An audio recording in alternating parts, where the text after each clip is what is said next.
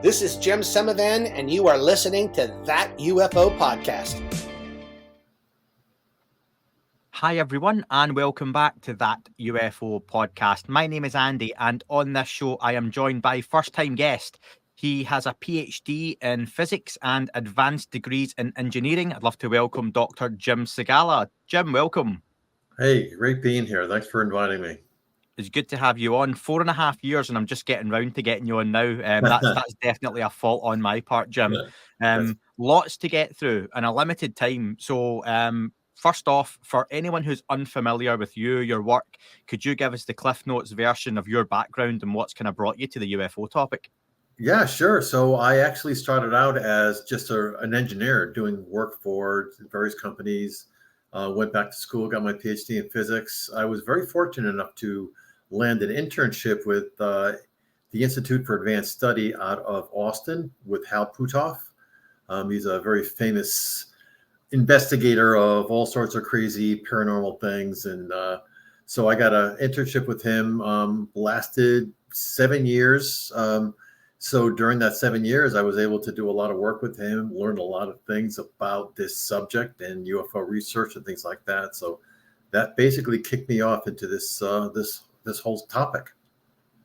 Growing up through childhood or adulthood, what was the interest in the kind of UFO topic? Was there any? Well, there wasn't really. I mean, I didn't really understand what I was looking at until later on when, you started to hear things and you start seeing a lot of sci-fi movies and things like that. It was always of interest, but it was never something that was taken seriously. It was more of a, hobbyist type of thing or, just something that I was interested in.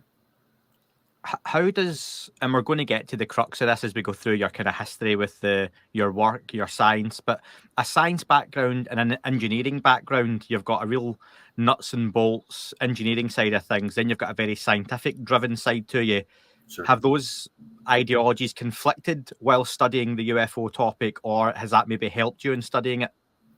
Well, it turns out that a lot of the incidences that people have when they're viewing or they see UFOs or have these experiences ends up affecting them in a medical sense. So when I went back for my PhD, and I did it at a later age, I worked as an engineer for 20 years and then decided to go back. So I went back and I said, well, what do I really want to do with my life? And I decided to get into cancer research. And cancer research led me down the road of understanding electromagnetic energy and how it affects the body and radiation and all those kind of things that, you would normally think are more in the medical physics or biological physics realm. And that was my degree. But it turns out that was very helpful when I started to look at, patients that went through some kind of event with a UAP or some unknown phenomena where they would have lesions and they would have interruptions with their physiology or something like that. And I was able to take those skills and apply them directly to these patients. I think a lot of folks will know those five observables that are talked about, and the sixth observable tends to be that biological effects on Sure. humans, which is obviously the really unfortunate side of things. So that's your entry into studying this phenomenon. Was that with OSAP and Bigelow Aerospace, or did that come before? It happened right after that. So it was very apparent at some point along Bigelow's investigation that people were getting hurt. They were having, they were getting to catatonic states, and they would have these lesions develop on their body, and they would get deathly sick, really bad sick. They would have, discolored urine and all the indications that something entered their body and was happening. So when that all concluded, at the end of that whole thing, Hal kind of said to us, he says, we really need to understand this better. People are getting hurt. We need to put a fine point on it and figure it out. And of course, at that time, that's when the Havana syndrome started kicking up. Of course, they didn't call it that at that time. It was just a bunch of people down in a consulate that got hurt, but it turned out that it was hurt in a very specific way that led to us to believe that it was electromagnetic or radiation, and the vector was radiation. Let me walk you back a few steps then. So how did you come to be involved with the OSAP program and with Bob Bigelow? Well, of course, Hal Putoff was Bob Bigelow's main science advisor. He was the guy that actually directed a lot of things. So everything went through his lab. So a lot of the data that was collected through that whole experience was brought to Hal's lab for investigation and going through it and analyzing it. So that's when I was actually hired. Not hired, I was brought on. So my internship actually happened at the time that all that data was coming back, and that's one of the reasons that I was brought on to help with the analyzing it. So I was, right out of the gate, I was actually, put down and here's also crazy data that's coming from this place. Let's make some sense of it. So that's walk us through that then. What that must be wild. Like you say, you're going in there. You're not going in as a UFO guy, as such. You're a scientist, you're an engineer. You're introduced to this whole new set of data. What are you being told is the aim here? What's the objective, and what are those initial days and weeks like? Yeah, so the objective with all that data analysis is to figure out if there's any patterns that are developed there. Because nature has lots of random noise, right? Random noise is happening all the time. What they're trying to do is pick out places where they have consistencies or repeated patterns that they might see. Well, that might be that is, isolated the phenomena actually making this particular thing. So they're looking for patterns and anything that's falling out that might indicate that it's an intelligence doing this as opposed to just random noise from the environment. What's going through your mind though are you hearing stories already of dogmen, portals, UFOs, crazy werewolves, or is it still very much the scientific side of it at that point? Well, at that point, I didn't really know a lot about that. It was all, kind of step back, look at the data, view it objectively, trying to understand it and see it, look for any patterns. Then you start saying, well, here's a pattern. And then, of course, the conversation starts, maybe it's a UFO, maybe it's a portal, maybe it's a, space-time metric perturbation where you might have something going on that's affecting the entire environment or the entire local environment. So then you start speculating. And then, of course, science is a building tool, right? You take a little bit of knowledge and you build on top of it. So once you establish something, then you say, okay, now can we run an experiment that allows us to further understand what's going on? So maybe if it was a portal, let's design experiments that would really pinpoint that it was a portal. So look at maybe some quantum clocks or something like that. So we're talking Skinwalker Ranch for folks maybe less familiar with the OSAP study, but were there other areas of interest you were studying as part of this as well? Well, it actually turned out, and this is something that we found out later on. So the sponsor that Hal had for funding all his research everywhere, so it had this amazing person that funded all of his work for 30 years. We went to him and said, look, this is a very interesting area. Skinwalker Ranch is great, but the entire Uinta Basin is just chock full of all sorts of crazy phenomena that's going on that's totally unexplained. So we started to branch out from there, and we ended up being way up into the mountains. I don't know if you're familiar with the Uinta Basin, but there's a ton of instances that are more up toward the canyon where the mountains start and things like that. So in fact, just recently I was up at Blind Frog Ranch. It was another very, very popular, actually it's a show, but it's a ranch that has a lot of very crazy things happening. I was just there for a week filming for their show, trying to understand and get some data for them so they can show their audience that, in fact, it is happening on their property. But it turns out that whole area is just rich with all sorts of phenomena. So, and we actually launched the study 4 years ago now, where we distributed 35 pieces of equipment out to people that we felt were really good subjects and let them have that in their environment continuously, 24/7. And at the same time, they would report back to us any experience that they would have, like, spottings of UFO or any kind of weird thing that would happen to them. They would report it back to us. So let's talk about that equipment. Are we talking about individual little small pieces of equipment here? Are we talking bigger scale? Well, some of the equipment was very small, so it was personalized. It went from like being something you wear on your wrist to something that you placed on your dresser or in your kitchen or something like that, to bigger piece of equipment that actually was on the outside. So it's like this is one of the devices. I don't know if you can see it. So this is one of the devices that people use now that allows them to have to look at things around in their environment. So this thing records 18 different sensors that are recording continuously, or 18 different channels that it sends, and it correlates it with things that are happening in the environment, happening to the person. So those are kind of the things that were in that. But there's bigger pieces of equipment that have, big antenna arrays and things like that we use on big pieces of property, like, maybe Black Rock Ranch or something like that. So for the folks listening, Jim's just held up the device, the MUPAS device, which is Modular Unidentified Phenomenon Alert System. So that's like the size of an old mobile telephone, Jim, going maybe back to the 80s, kind of brick-sized, yeah? Pretty small. I mean, it's meant to be non-intrusive, just kind of sit over in the corner someplace, take data, and, basically allow these people to like go through their lives, not really, inflict anything on them, but let them report back, what's going on in their life, and they correlate that with stuff that's going on. And what we did find out over the 3-year period was that when people did report that they were having instances with this phenomena, there were changes in signals in the environment that we recorded, and we had to correlate those two. In fact, I have some examples if you want to see some of them. Yeah, please. Just let me know though, what types of folks are these people coming forward to you to volunteer themselves to say, I'm having an experience, I think I'm an experiencer, or are there folks you're going out to almost as test subjects as well that you don't believe are having any experience, just to see what kind of data is recorded? So we went back to our sponsor allocated enough money to do 50 people. We only ended up doing 35, but the people that we did pick were verified. So they had medical conditions that were verified by an attending physician. So they had medical records. They went through all sorts of testing and things like that before we actually got them as patients or test subjects. And, we said to them, we want to instrument you and see if we can get any data and repeat what happened to you.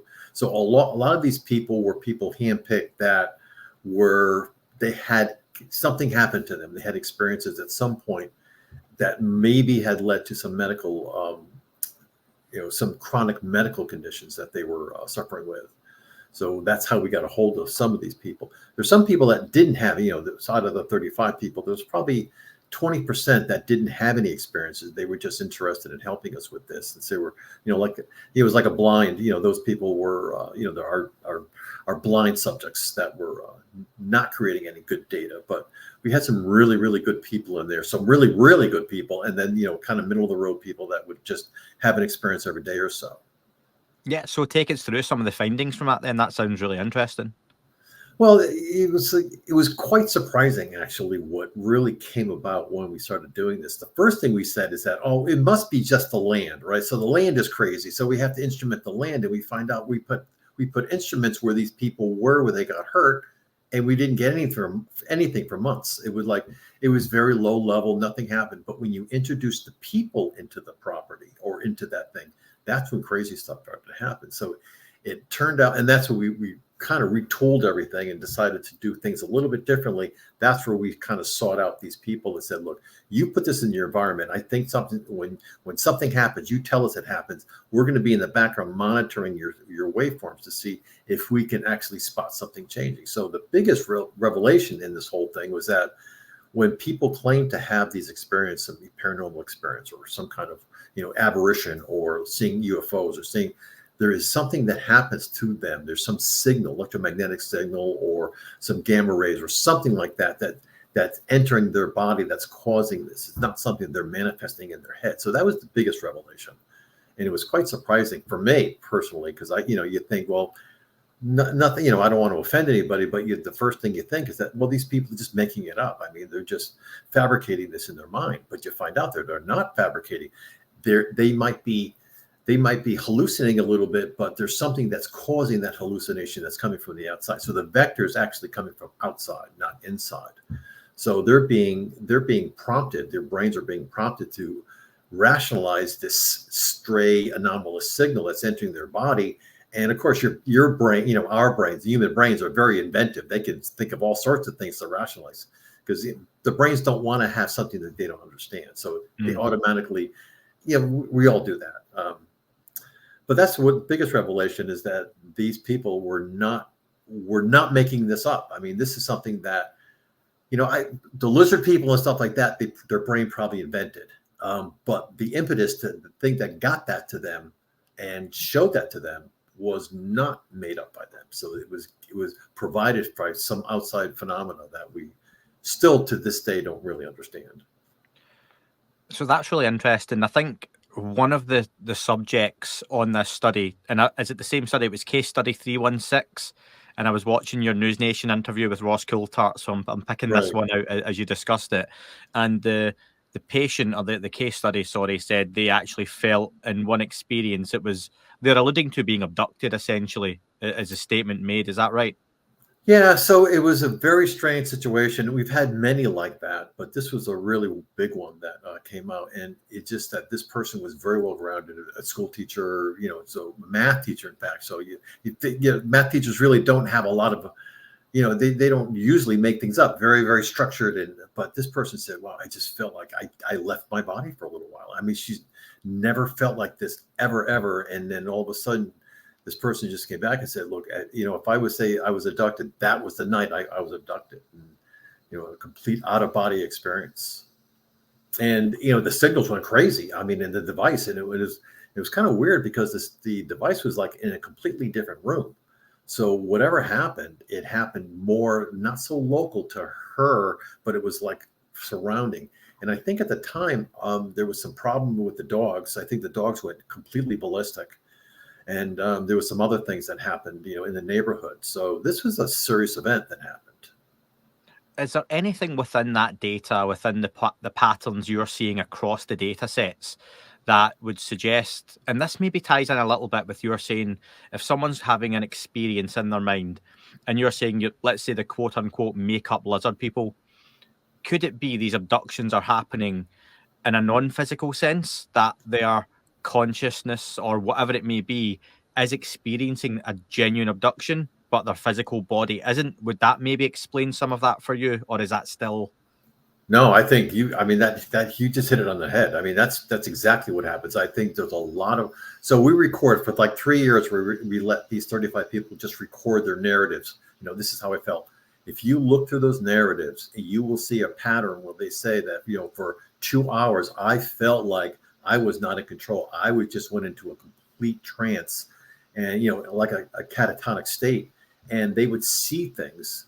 But at the same time, you would get this weird stuff happening on the screen or on the device. You'd get, these low level changes in the environmental signals that indicate there was something going on. It was, you have to say, well, maybe it was coming from them, but the level of these signals really couldn't be human made unless, we have the capabilities of doing that. So a lot of it is, when you say abducted, is your consciousness abducted, or are you physically abducted? I think most of the cases are your consciousness is abducted, and you get to communicate with things. And, you kind of think about different ways that can possibly happen. And what if, an outside being or a being from another,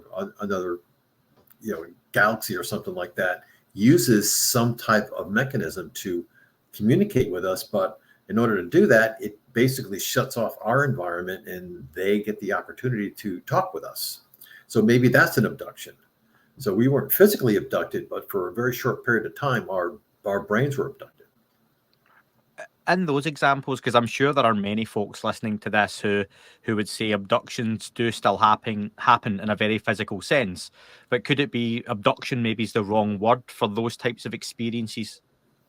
Yeah, so they would go into a trance. They would go down into some state where it shuts off everything. Because I've heard, they would, these narratives that people give me. It's, I walked down into see my family 2 hours later, and they said, where have you been for the past 2 hours? That type of thing. So it's not that they've gone away. It's just that, whatever makes them has gone away for a little while.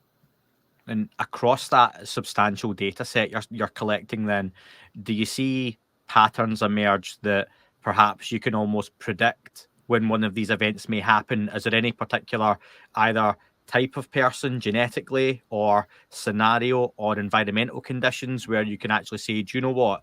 These are the right conditions for this to happen. Yeah, one of the unfortunate things, choosing 35 people is a very, very small group. So any statistics that you get are very biased towards certain groups within there. So a lot of the people, I would say 20% of the people that were actually good subjects of the study were Native Americans. So, and it's exceptionally intuitive to this stuff. And so they actually were very easy to predict. So you can look at the waveforms and you actually, I don't know if you are familiar with AI at all, but when you talk about getting statistical models together, a lot of this stuff is required to use AI. So you bring it to AI, and of course, AI will give you a prediction. One of the outcomes of it is not only their statistics, but it'll actually help you predict. So if you put in a waveform for a person for a period of 6 months, and you could say, it looks like in the next 2 or 3 weeks, this person's going to have some type of event. So you can almost predict it. And I think I got to the point with just not the full 35, but say maybe a smaller subset of that to get to what they call a sigma of 4.3 I was able to get to, which is not really good. I mean, you couldn't publish on that, but it actually was pretty impressive that, you can actually start making predictions for these people. I wonder then, in studying this UFO phenomenon, loads of folks in the community or otherwise call for transparency, and they want to know everything that's happening with the topic, whether it's in the private sector, they want Lockheed Martin stormed and all the materials, taken out, all that kind of stuff. But is there a benefit to these studies being private for you, or do you think that transparency and public-facing side of it is the way to go? Well, a lot of data I collect is extremely personal. And what I did is I made personal contact with these people. I showed them exactly how their data was stored, where it's going to be stored, and I basically guaranteed them that nobody would ever. So I never really released the raw data to anybody, because it's like, they're talking about their inner feelings and how things are happening. So you don't want to do that. I mean, that would be terrible to do. So I think that what comes out of the models and things like that, I think that is extremely important to send out to the world, because I want other scientists to jump on top of this and then bring their piece into the pile. I don't want to be the only person that has this.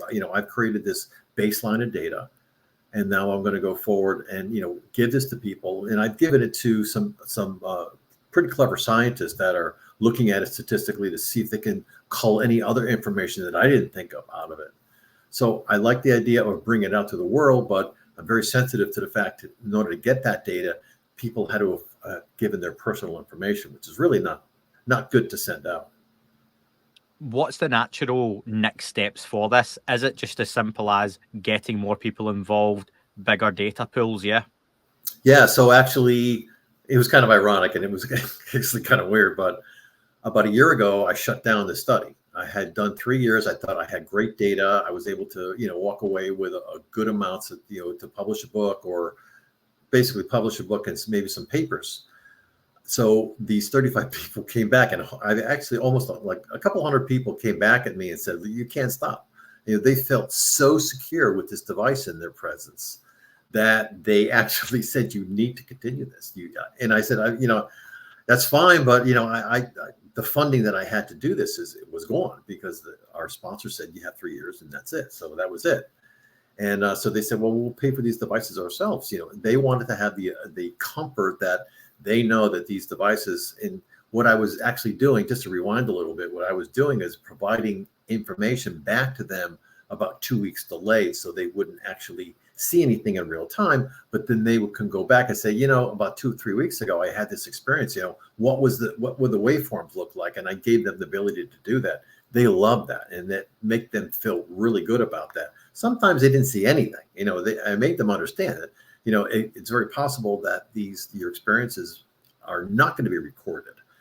Maybe the sensitivity of the equipment, maybe it wasn't in the right place or whatever, but so now I've got a lot of people that came back to me, and they said, look, we want to purchase these things. We'll give you the money. So I built a bunch of devices that I don't make any profit on. I just whatever it cost, put it together and ship them out, and people are buying them, and they're going crazy. So that's the next one. And the whole objective here, once I started this thing up again, is that I want to increase the number of people, but I also want to diversify out into the rest of the world. I mean, so there's so many other places than, it's only, arrogance to think that it only happens in Utah.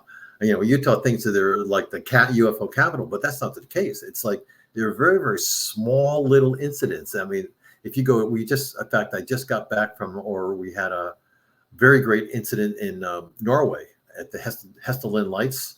We were just there for a week. Had an amazing event that happened. So we had the MUPAS equipment there and recorded some amazing things. And now they're calling back, says, you got to come back because we want to have more data, because there was some really crazy stuff that happens. People like that going out into Australia and going out to all sorts of places. Africa has tons of it. South America has tons of stuff. So it's getting it out to those people. And there's a lot of great interest, outside the United States. And, like I said, just USA arrogance thinks it's only them, but, it's like, no, guys, everything, it's the whole world is infected by this. So listeners and viewers to this right now can pick up one of these devices and that gets fed back to you. Is that right? Well, it goes up to the cloud and then it's fed into the data every night. So every night we churn all what's going on and, we report it back to whatever scientists are signed up to look at it. And then we provide, people access to it on a 2-week delay so they can see what's going on. I'll get the link from you and I'll put that in the description as well, because I get people sending me, Jim, incidents all the time, whether it's experiences, and I won't go into all the details, but for me, it's just sharing it with me and they feel it's someone to share it with. But it sounds almost like you've got people who wanted to carry this on because it almost gives them a sense of validation as well, that this is happening. And here is the actual raw data in front of them. There's something to this. So one of the things that happened is that I got contacted by a lot of people and they wanted to see the results. They wanted to see what I was doing. So I put up a little website that I put all of my data on. And then I offer to have, being able to sign up and things like that and ask questions. So that's the site that I came up with. I think I gave you you can go back one. Yeah, the main page.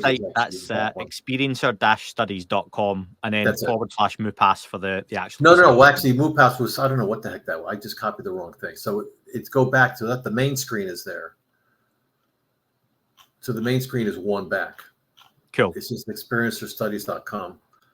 And then I list a lot of the things that are going on. Like, for instance, we had a possibility to sign up to monitor. So that's another thing people wanted to do. We have these, like Blind Frog Ranch, we have devices, and we have Mount Wilson, we have devices, and people love to just monitor those, to watch them, to see, all the weird stuff that's going on. So we had the opportunity for people to go in there and sign that up. That actually went away, so I think that link might not work anymore. But that's one of the things that we offered people is that go in there, look at it. It's it's available. So it was actually quite intriguing for people to watch things. So we're going to do the Hestelin. Actually, I'm going to replace the one that's there right now with the Hestelin lights, so they can actually watch that from their home and report on it and comment and do whatever they want to do. People love that kind of stuff. I know listeners who regularly enjoy watching flight radar for certain things, or Skinwalker Ranch's CCTV stuff, which I know is part of it, and they will watch that. So I can't comment because back in the day when Big Brother first started, I would watch them sleeping during the night when I was a kid. But, so people all watch all kind of weird and wonderful things. And this is something that they're actually going to benefit from, and they're contributing to a scientific study. So people will absolutely love that. Let me ask, though, on these studies, so from a scientific point of view, there's a lot of real data you can dig into and verify and pull out of these.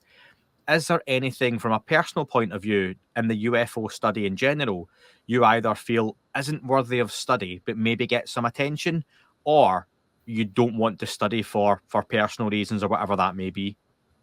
Not really. I think, when you look at anomalous things, you have to kind of ask yourself the question, is there like multiple anomalous things going on simultaneously? No, it's all basically all related. So anything that you can like put a label on of things that just don't fit what you think it is, that I would say, let's investigate it. I hate, so like telepathy and telekinesis, all those things are probably all intertwined and related to what we're experiencing here as what we call the UFO, phenomena. And you mentioned earlier, I'll bring you back to it, Havana syndrome. Just for those who may be unfamiliar with Havana syndrome, it's hit the social media headlines quite a few times. It's featured prominently in a few different major news networks conversations as well. But what exactly is Havana syndrome, Jim, and why is it relevant to the UFO topic? So it was actually happened in 2016, I believe. There was a consulate down in Havana, U.S. consulate, that simultaneously, the 35 to 40 people simultaneously, all of a sudden got an incredible something happened to them. It's some kind of electromagnetic or something happened to them where they started getting intense earaches, headaches. Some people fainted, passed out. A whole bunch of things. So they brought all those people back to area hospitals in the United States, and they investigated it. In fact, there was a whole bunch of agencies, government agencies, that did reports on them and found out that there was some type of, they thought it was a weapon, some kind of a sonic weapon beginning. And then towards the end of the investigation, they figured out it was electromagnetic, like a pulsed array or something like that hit them. And then what they tried to figure out, reverse engineer it and find out where it's coming from. And they didn't really feel that it was coming from anything like a weapon or things like that. And they felt that it was coming from UFO, UAP. So it was more of a, oh, that's interesting. Is it possible that this is actually intertwined with the UAP problem or the UAP topic that we were talking about? And these people were getting hurt in extreme.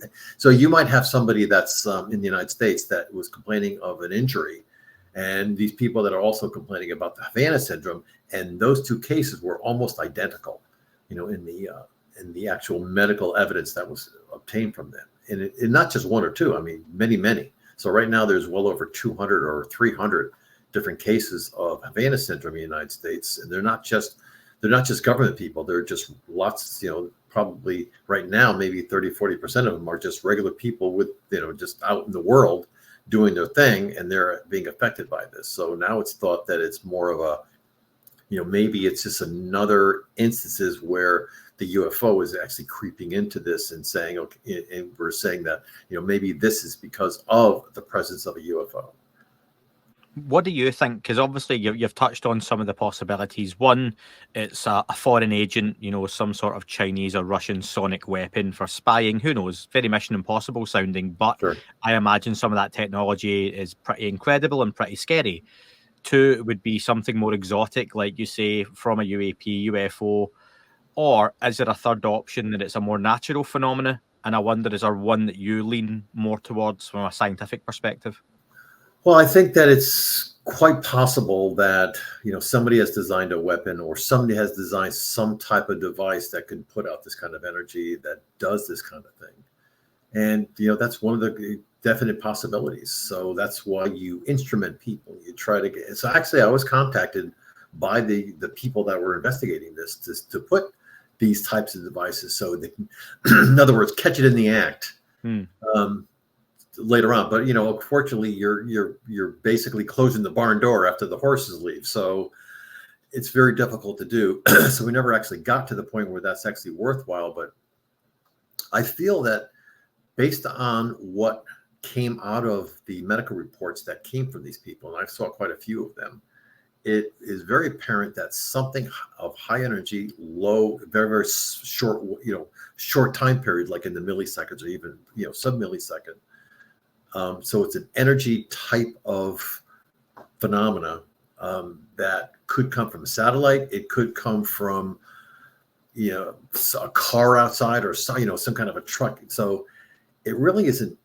My feeling is that I think that when we figure out where it came from, we're going to be surprised, but we're not going to be too surprised that it came from something that was, either human made or something that was extraterrestrial made. So let me start to segue into a few more questions for myself before we finish up with some listener questions, Jim. And there was a huge amount of them that I'll have to get you back on to even scratch the surface of. But I wonder then, as someone with a scientific background, I want your thoughts on the Sol Foundation. So they had their first conference last year, and that's sure. Dr. Gary Nolan, Peter Skafish, and others set that up. How do you see more scientists, more academics coming in that what seems quite a serious way to get involved in this topic? Well, Gary's pushing hard. I mean, so I work with Gary a lot. So we have a property. He and I are working with a couple properties. One of them is New Hampshire. That's actually seeing a lot of orbs. So Gary and I are actually always working together on that. So I give him a lot of credit. I mean, he's trying to get all this together. The problem still is because he's at a very high, falutin university that would never sponsor anything. So universities will never get into this area. They'll come in kicking and screaming at one point, but there's going to have to be a lot of money available for the universities for them to actually get an interest, because it's not a great subject for them. So, but these personal things that Gary's doing, these foundations and these conferences that he's running, I think they're amazing. So I think it's the right way to go. And, it's just like anything you put, if somewhere out in industry or the regular world, people know that they can do something and maybe, I don't know, I want to say profit from it, and I'd say it's better off not in the government hands. I think it's better off in, like the personal hands of people like entrepreneurs and things like that. There's not a lot of money to be made in this area, obviously. But the government, I think that they have, their own agendas, and they change all the time, right? Every 4 years, they're going to change and change. So, the Space Force changes everything, the whole administration changes. So I think you put it in hands like Elon Musk type of things, that's when you're going to start seeing some real things going on, is that when the private sector gets involved. So that's interesting then. So it looks like at time of recording, the UAP Disclosure Act 2.0, the former Schumer-Rounds Amendment, isn't going to make it through to this year's NDAA. Not unsurprising, I think, for a lot of folks. Were you expecting that to fail? I think it was like the odds were pretty good it would fail, and then everybody was bracing to the fact that we're going to have to move on anyway. If you want to be in this area and you want to investigate, don't count on it. Count on yourself doing your own thing and getting through. As part of that, one of the big talking points, I'm very curious, given your background on this, was eminent domain.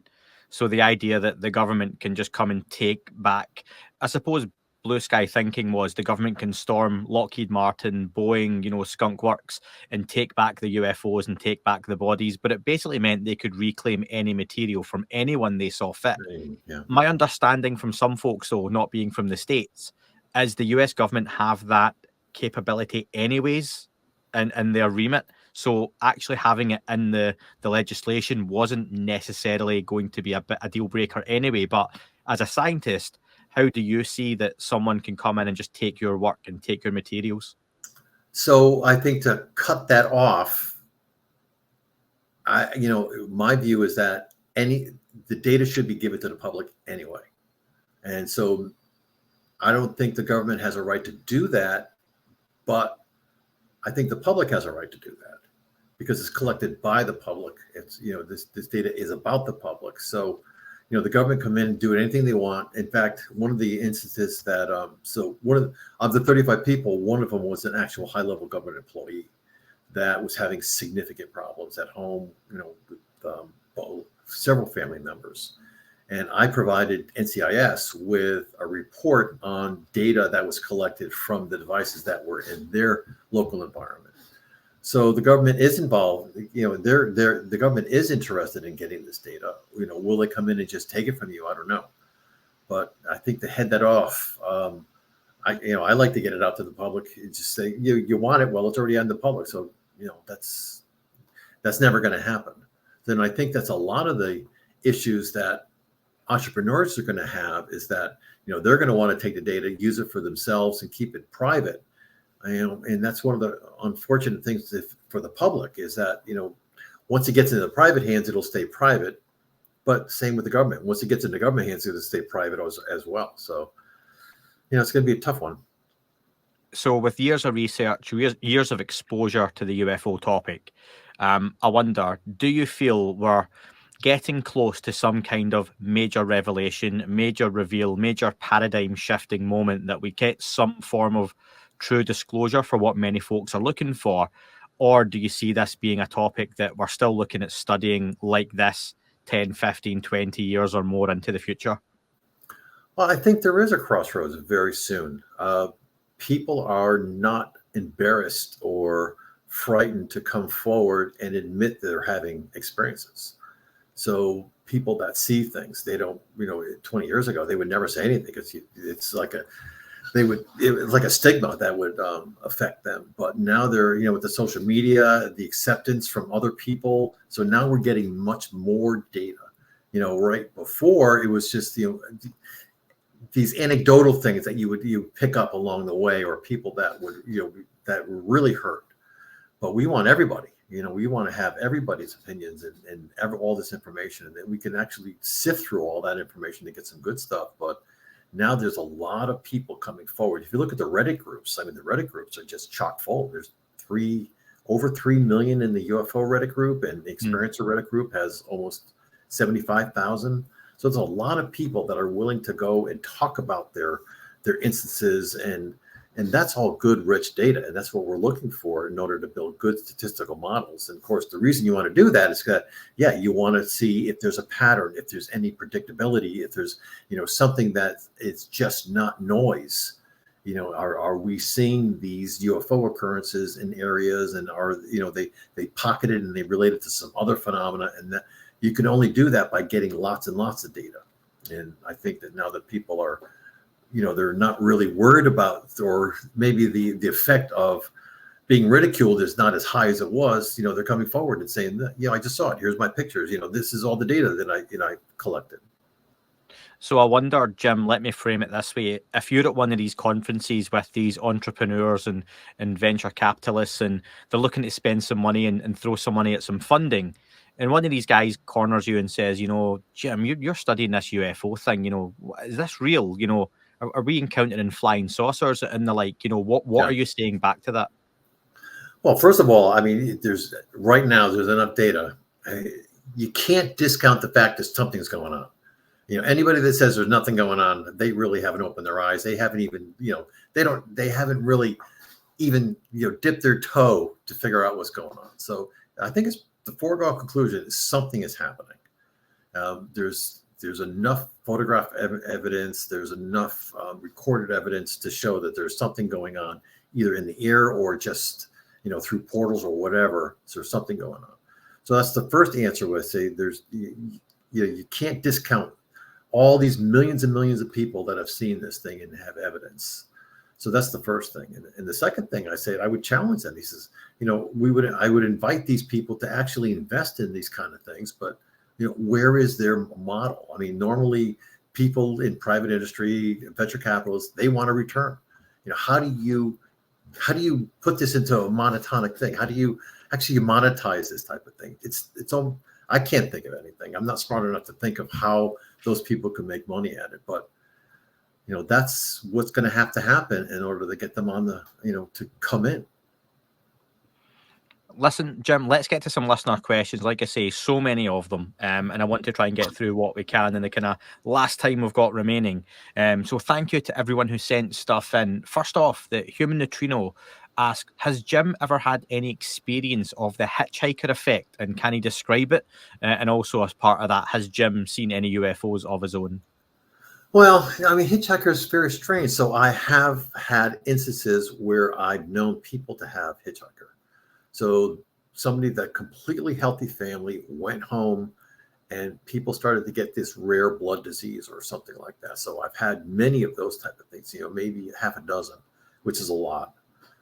So me personally, nothing has happened to me personally. Well, you have to say that because you don't really know. I mean, how do you quantify that? How do you actually say, because I do have people in my family that have things going on, but that could just have happened even if I didn't do Skinwalker Ranch, or I wasn't on, at Blind Frog Ranch or whatever.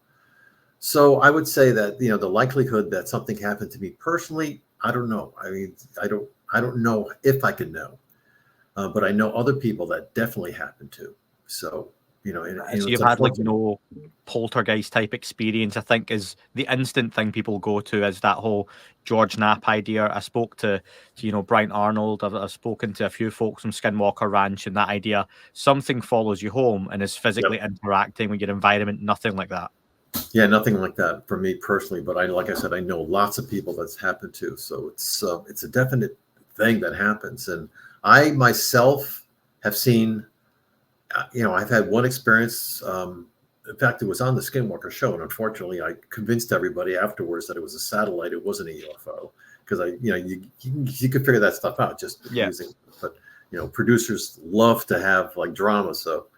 But it was actually unfortunately, or not, I shouldn't say unfortunately. I think it was a satellite. But at Blind Frog Ranch, it actually turned out that I did have an experience that I was not expecting, and you can say that when you go to an area and you all of a sudden start hearing, not hearing the environment, you're not hearing anything, you kind of like close in on yourself, and that's the start of an experience. And I did have that to a very lesser extent than a person that's more susceptible to having these. So the answer is yes. I think that I had an experience. My brain can't rationalize it very well. But I was with two people that are very sensitive to this thing. And I turned to them and I said, why are there no sounds? He says, well, we're all having an experience right now. So, pretty confident that it actually happened to me. I'm glad you said, though, about the Skinwalker Ranch being a satellite, because as much as people want this subject to be credible, and there's one extreme where you have folks online, on social media, on Reddit, all these forums who are debunking, all kinds of UFO sightings. That doesn't necessarily have to be a bad thing. And I think it lends more credibility and weight to the good data, to the good photos, to the good videos, to the good witnesses. So we have to be able to, on the other side of that scale, for me, to rationalize and say, no, this is probably a satellite. Not every picture, not every video, not every experience is a genuine anomalous object. And for me, that helps with the credibility of the subject. Otherwise, everyone's just on podcasts and TV shows saying everything's a UFO. Yeah, so I worked with Travis Taylor, who's on that show. He's the lead scientist there, and I know for a fact that he doesn't let anything go by that is, made up or anything like that. He's very particular about what he puts his name on. So, but the thing about science is that you can get fooled really, really quickly, very, very easily. So you have to have checks and balances, and that's why they have the peer review system. So, and that's what you have to. That's another thing I would, any venture capitalist to come in, or anybody that comes in, this is what you really want to do is you want to be able to publish this stuff through a peer review system. And, that's when you start really getting really good data. Yeah. Question from Russell. He says, something that has puzzled me. Bob Bigelow is a very wealthy individual, and given his lifelong interest in the subject and the uniqueness of the site, why did he sell Skinwalker Ranch? So it actually, I think this is public now. The Havana syndrome, or I'm sorry, the hitchhiker effect happened to him personally. His wife got sick, and he came home one day and she basically said, I don't want you going back there. I mean, you're done. So he sold it because of her. And it was a very heartfelt thing. So he got rid of it because of her. As good a reason as any, to be honest. And and she subsequently died of a very rare blood disease, but I mean, he did do it. Yeah, no, that's fair. Skeptical Believer says, of all the anomalous findings at the ranch, which one is the most significant to you, Jim? And which tests would you like to see done? I read one day Eric Bard was frustrated and said, if you have something to show me, then show me. Then his screen read, I living or I live. Is that story true? I don't know. I can't comment on that stuff because I don't even know if that's, I don't know. I have no idea. I would like to comment on it, but I have no idea. I've heard the story, but for the first part of the question, of all the anomalous findings at the ranch, which one do you think is the most significant, and maybe you'd actually want to follow up on? Yeah, so there was a couple surprising things that Travis and I found, during the first year that I was on there that I really wanted to go back and understand more. There was some reflections off of the mesa that didn't make sense. I mean, it just didn't make sense, and we didn't have the opportunity to go back and redo it. So, science is done on a piecemeal type of thing. You do a little bit, you make a conclusion, you add on to that, and add on to that. So, we took a laser, we focused it on the mesa. It came back weird, And we didn't have the time to say, okay, well, let's do something else to maybe get some information. So, I mean, of all the things that happened, that was the one thing that just puzzled me. How much, and you sort of mentioned this before about producers looking for, and let's be fair, you've got a scientific experiment, a genuine, and I believe this, a genuine scientific experiment being done at Skinwalker Ranch, an ongoing one, but you've got a TV show where those producers and execs aren't really caring about the science. They want drama, they want UFOs, they want sound bites. One of my pet hates in TV shows is when quite clearly you're seeing a reaction shot of someone, but they're not reacting to what's just been said. It's a reaction from something 5 minutes ago. I mean, that's it. Yeah, I just went through that this week. Blind Frog Ranch, yeah. My wife watches all kinds of shows with those types of things. So when I see it in a UFO type setting, it's frustrating. But how do you think the TV production takes much away from the scientific study? I'm going to be completely honest with everybody, and I don't hold this back. The reason I left the show is because it's very difficult to mix drama with science. So I said, I'm here to do science, guys. I'd rather leave the drama to people that are good at drama, and I'll leave the science to people that are good at science. So that show being, because that show was really a reality show, so it has to have drama. So I got out of there quick. I said, this is not for me.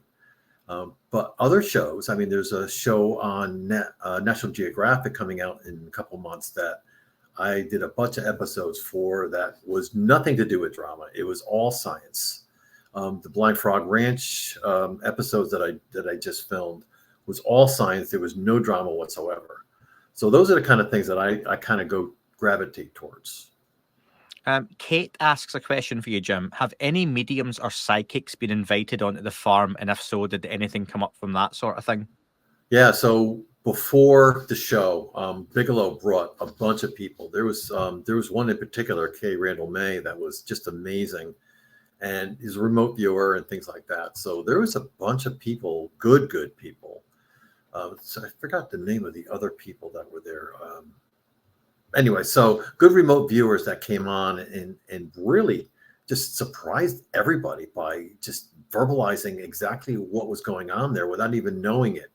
There was actually an instance where we went to somebody and said, or Bigelow went to somebody and said, there's a place in the United States that blah, blah, blah, very, very vague. And they came out with all this stuff that was like pinpointed everything that happened.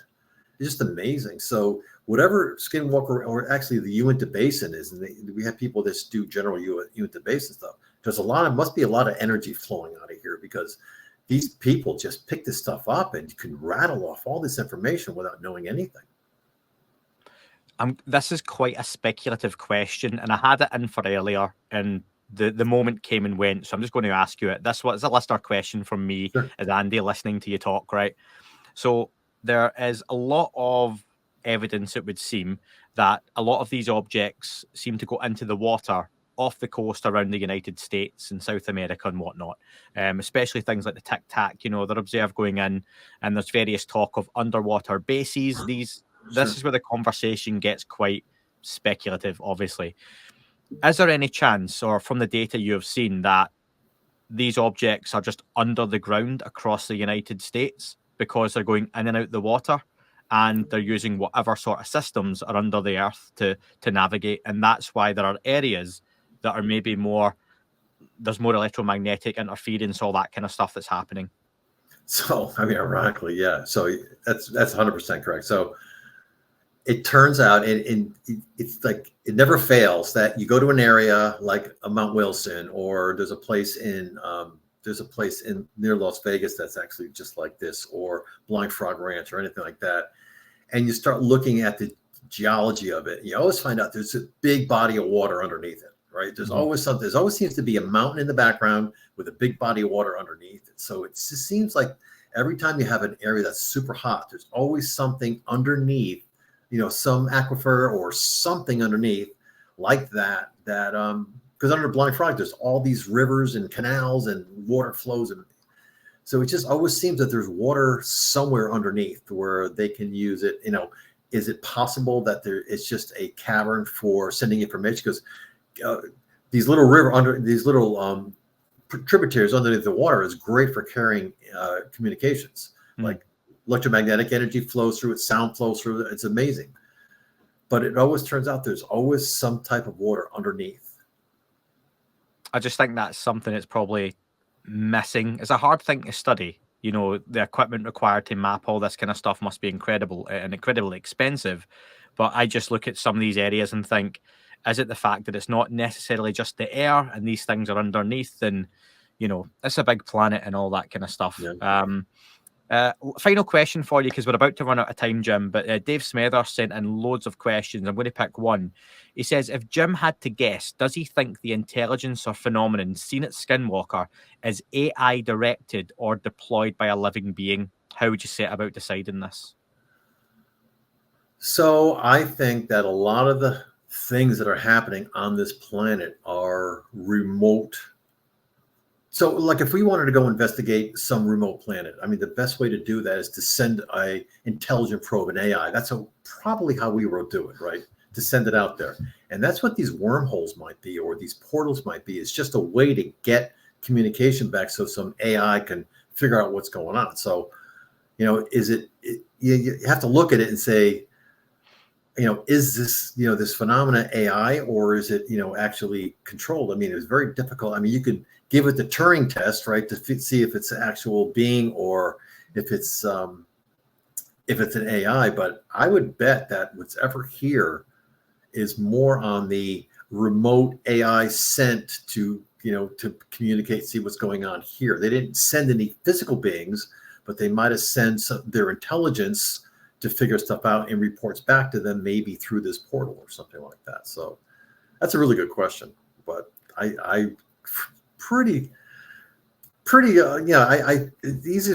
easy to believe that that's probably the case, is that, you know, they're not sending beings here, but they're sending something here that can communicate, pull information out, you know, some kind of intelligence that's here.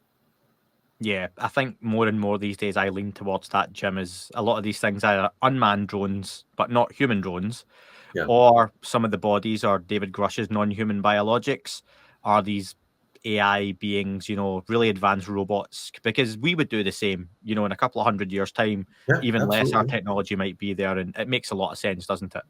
Absolutely. Yeah. Jim, just to wrap up, for the last couple of seconds, how can people get in touch with you, find your work, and any final messages to the listeners? Yeah, so that website, there's a way to chat. There's you can ask questions and things like that. You can sign up for studies and things like that. So I think I have I'm not the one that actually controls it, but I have a Facebook group that you can get into. I think if you just Google my name with Facebook, there my thing comes up just for investigations, and I post some stuff there. But the best way to do is just through this that website. There's a contact me thing that we look at every morning, and we answer people and things like that.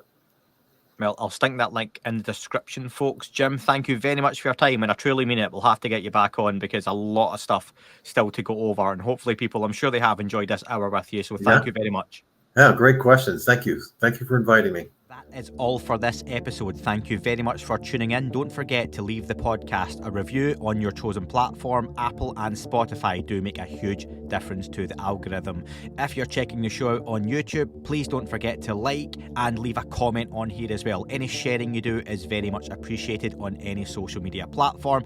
And finally, you can listen to shows ad-free and sponsor-free in their glorious full versions by subscribing for less than the price of a coffee on Apple, Spotify, just search That UFO Podcast Premium. YouTube, you can sign up and be a member, or you can do that through patreon.com. Thank you very much for listening, folks. It wasn't a tic-tac and not quite a saucer, more like a hubcap designed by Chaucer, a little baroque and quite steampunk, like Alice was playing bass for the Parliament of Folk. The little fucker hovered right outside of my window, and when I shoved out the screen, he made it an issue. I don't think he expected me to see his ass, but I'd had some champagne and smoked a little grass.